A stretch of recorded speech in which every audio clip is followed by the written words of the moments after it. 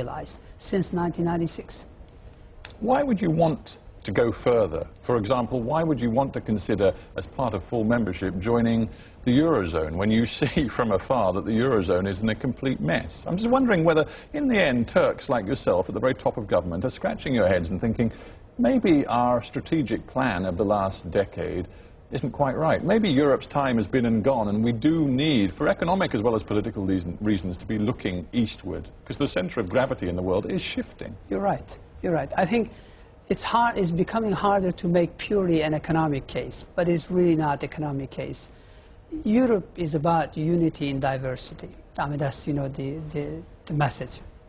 And I think for us, Europe represents something beyond pure trade, investments, tourists, etc. So it's about values. It's about values, and we want to meet our European friends. Let's talk values then. Yes, all right, if we're talking values, not pure economics, how does it make sense for a country like Turkey, which has just put its relationship with, for example, Israel on a completely new footing, that is a very sour footing, has decided to become a key player in efforts to change Israel's policy, not least on Gaza, talking to Hamas?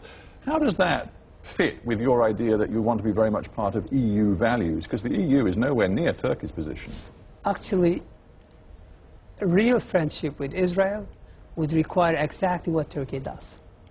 Because we all know because that's not what that the Israelis say. The policy that Israel right now is implementing against people in Gaza or in general Palestinian people, the collective punishment, you know, it's not in the long-term interest of Israel, because it doesn't provide Israel with security, and it doesn't provide the region with the type of stability that is needed to achieve a degree of prosperity. But when you have a prime minister, as you do in Ankara, who accuses Israel of state terrorism, when you have protest marches in Turkey where some people wave placards of Adolf Hitler in their protests against Israel's actions, does that suggest that Turkey is really front and center when it comes to European values? No, no, we have no quarrel with people, with Israeli people. So let's make a distinction there. But if a state of Israel is attacking a flotilla full of peace activists that have nothing on board other than drugs, food, etc., and killing some of them in international waters, what is this other than short of, you know, anything short of piracy or anything other than state terrorism? So you're determined to pursue this diplomatic confrontation with Israel, are you? You haven't sent your ambassador back. Diplomatic relations are frozen. You've demanded an apology for the death of the 9 Turkish nationals. How far is this dispute going to go? I mean, again, Turkey has been a friend of Israel for a long period of time. We were the first. Past tense. No, we were the first nation to recognize Israel. We still support a secure Israeli state, but of course side by side with a Palestinian state. And we want these sufferings to end. We want our region to be prosperous, to be stable, so that we could all benefit from it. And I think that requires being tough when it is needed with players in the region. Well, interesting you say that too. Players in the region. You say we are required to be tough, to be stable.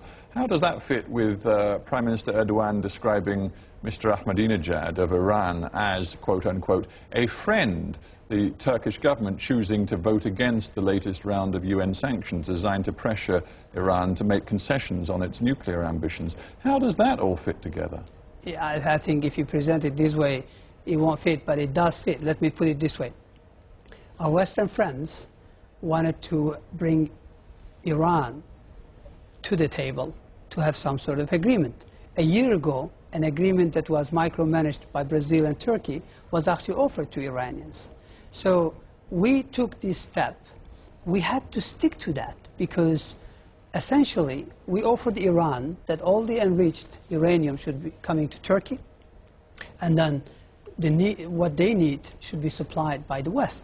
So actually this was a way out, because in our region we don't want other wars, new wars. Look at what happened in Iraq. We want a more stable, peaceful, we want a nuclear-free region. Sure, but I just wonder how it fits with Turkey's long-standing commitment, for example, to NATO. I mean, here you are, a full-fledged, proud NATO member who has voted against a raft of UN sanctions, who presumably, a country now determined to defy those sanctions, a country for whom the United States has expressed grave disappointment at your recent actions toward Iran. So how does that make sense of your traditional alliances? We've never defied sanctions, that's first, so we're not going to do that. But more importantly, when you talk about NATO, Turkey has been a very reliable partner. Currently, we are the leader of the forces in Afghanistan. A few times we assumed the leadership for the forces in Afghanistan. We were in Somalia together. We are in Lebanon right now. In many parts of the world where NATO involvement was required, where Western involvement was required, Turkey has already been there, always been there, and very strongly. So I think we need to look at it in a more balanced way. Is this really, and I'm quoting words here from Mesut Özcan, who's an academic at the Istanbul Commerce University, is it really more about trade and economics than it is about anything else? Because he says, what we've been discussing, the shift toward a more Middle Eastern-oriented foreign policy, taking on Israel, he says this is about markets and about security, creating an impression to benefit Turkish businessmen. And he's looking toward the Arab world and the Gulf, and new potential markets for Turkey. Is that what it's about? Let me just explain to you. When we took the office in 2002, our total exports to Arab nations was only 1.8% of Arab nations' imports. Only 1.8%. Turkey is a big economy, significant player in the region. Within 7-8 years, we have more than doubled. It's now about 3.9% of Arab nations' imports. But still, there is huge upside. There is nothing wrong with taking advantage of economic opportunities, investment opportunities with the countries in the region. We have a free trade agreement, of course, with many nations. We would love to sign one with the United States. We would love to sign one with any country that is willing. So clearly, it is about economic prosperity. It's about obviously having Turkish companies, playing a role in the region. So there is nothing wrong with that. It's not about moving away from the West. But you see, the problem is perceptions in Washington suggest it might be. Robert Gates, the Defense Secretary, just the other day said he was extremely concerned that because you were getting no change out of Europe when it comes to the membership discussions, Turkey was being pushed eastward to look towards its Islamic and Middle Eastern friends, whether it be in the Arab Gulf or whether it be Tehran. That's the perception in Washington. You see, again, I'd like to, note that our rediscovery of our neighborhood is not an alternative to our ambition. Well, why do you think, as finance minister, who has a lot of international discussions, why do you think that so many people in the West are concerned about it when you keep delivering that message? They're not used to Turkey disagreeing. In the past, used to Turkey standing up for itself. Exactly. In the past decades, Turkey always did exactly what it was told, what she was told. And that's not going to be the case anymore. No, we shouldn't be. Even within a family, there are disagreements. Within the European Union, you don't always agree on every issue. We don't have to agree on all issues. Sometimes, actually, challenging, because when because that could prevent our friends from committing further mistakes. But you do have to think carefully about who your new allies are and how reliable they are. If your new allies are President Ahmadinejad in Iran, the Russians, and there's a major push on economic and energy ties with Russia, and the Gulf states, you don't necessarily have the most reliable long-term strategic partners there. Let me put it this way. We still have strong links and aspirations for westward march. There's absolutely no question about it. European Union, accession to European Union, remains our #1 foreign policy priority, long-term objective, because we see that being the best path for Turkey's own transformation. But Russia is a major economic partner. It's the largest trading partner with Turkey. We get 2.5 million tourists from Russia. Russia is an emerging power. And so it only makes sense for us to have a better dialogue. Iran has been our neighbors for thousands of years. Our border with Iran has not changed since 1639. And that's a fact.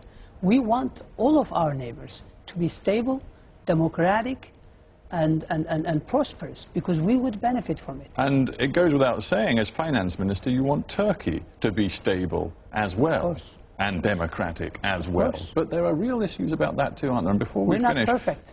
Well, far from being perfect, you are riddled with scandal right now. There is still the Ergenekon scandal, in which just the other day another colonel in the army was accused of trying to undermine the very stability of the government. That shows actually that finally Turkey is cleansing itself from past mistakes.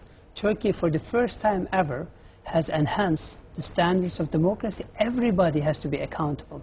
If someone plots coups, they have to be challenged at the courts. With respect, though, it's not clear what direction Turkey is going to go in. The government wants a referendum in September on constitutional change. The courts are considering whether some of those changes that are being recommended, which include changing the nature of political control over the judiciary, are really in the best interests of the state. There is real confusion at the moment inside Turkey about where power should lie. Where power should lie with people.